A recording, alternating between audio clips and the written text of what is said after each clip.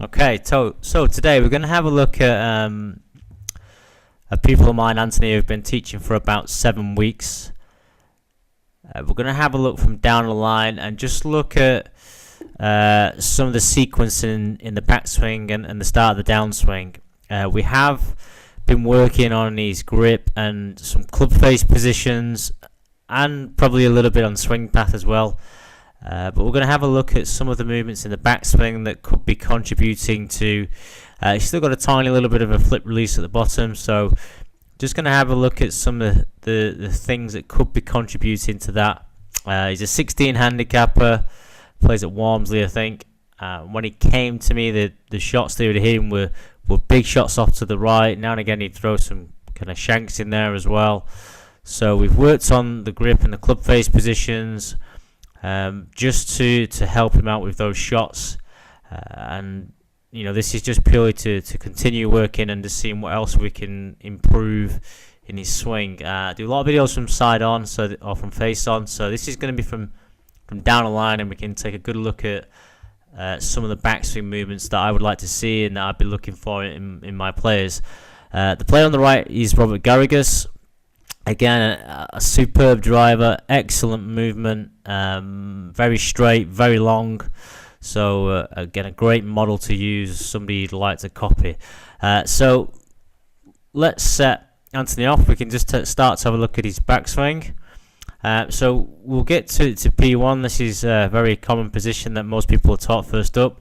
And just have a look where his golf club is. So I'd be very happy with the club face position. I wouldn't be super happy with how deep and behind him this is. A club that's this far behind the body this early on is going to lead to generally quite a flat backswing. So this is not something that I would advocate or something that I would like to see. I would like the club minimum probably around here. A lot of guys ideally would like it right in front of the hands over here if you were being absolutely perfect, but as long as it's not too far behind the hands this early in the backswing, it's fine by me. So if we just have a look at Garrigus over here on the right, you can see first half of the backswing roughly in the same position. So you can see the club head a little bit behind the hands, not perfect, but what really is perfect in terms of this position. But this would be fine. This wouldn't be a massive problem. This one over here, just a little bit too far behind, just indicating we're getting too much inside just a little bit too quickly. So that's an area that could be improved. We'll just continue to the top and you'll just see how that affects the top of the backswing. So as we get to the top of the backswing, you'll just see how flat the swing looks. So right elbow is really tucked in here, really facing down, really externally rotated as well in this direction. Those out there that like one-plane swings would love this. Say it's a perfect one-plane swing, but you'll see why this causes some problems in the downswing sequence. And why it isn't a great position. And I'm somebody who's done the whole Playing Truth certification, so I really know what I'm talking about in that regard. If you look at Garrigus over here on the right hand side, you'll see his arms are much more in front of him. As he lifts the club up, his arms are much more in front of him. We've got a much higher elbow position here. You can see the right arm at the top is actually internally rotated like this versus Anthony's over here, which is kind of really externally rotated. And the hands would be in a position that would be above the right shoulder here. So this would be a much better position at the top of the swing, much higher left arm than Anthony that's over here, quite flat and quite low. Just keep on staying. One thing I would say is that the thing we've been working on so far, which obviously is this club face position, he's got. I really like that club face position, so that's great as long as it stays there into the downswing, which is obviously what we're going to have a real good close look at. just going to keep on playing him. He does overswing it a little bit, gets a little bit across the line. It will always get across the line from that flattish position if he overswings.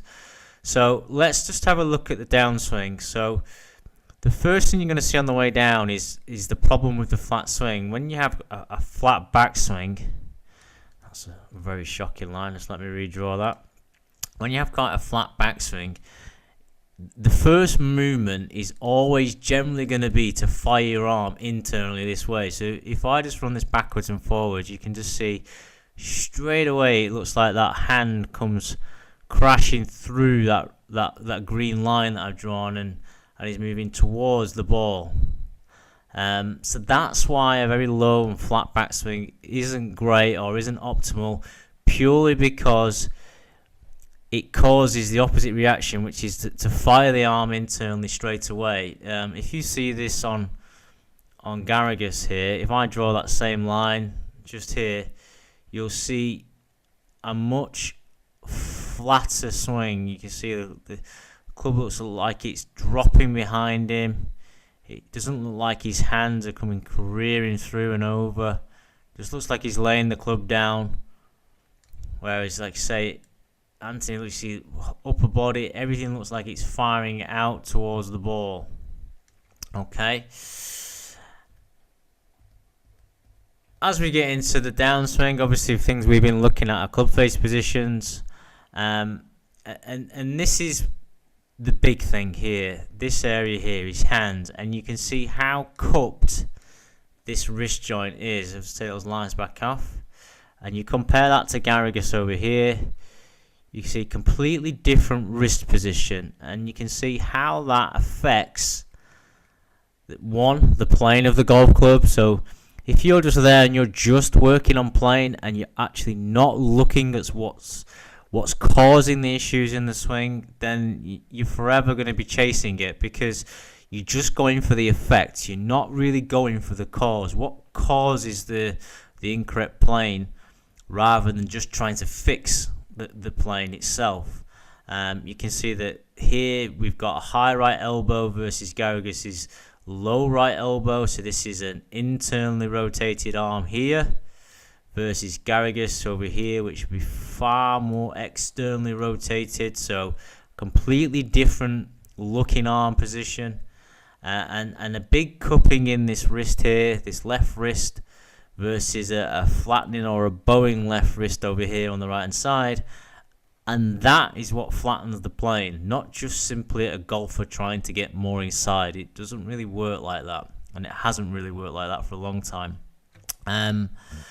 So hopefully just a quickish video where you can see some of the movements that you'd be looking for in the backswing. Obviously with Anthony, we've got a little bit inside on the way back, little bit flat at the top, comes quite over the top into the downswing, just fires his right arm internally too early, and gets this left wrist really cupped early. So those would be a few things that we could work on in the backswing stroke downswing sequence.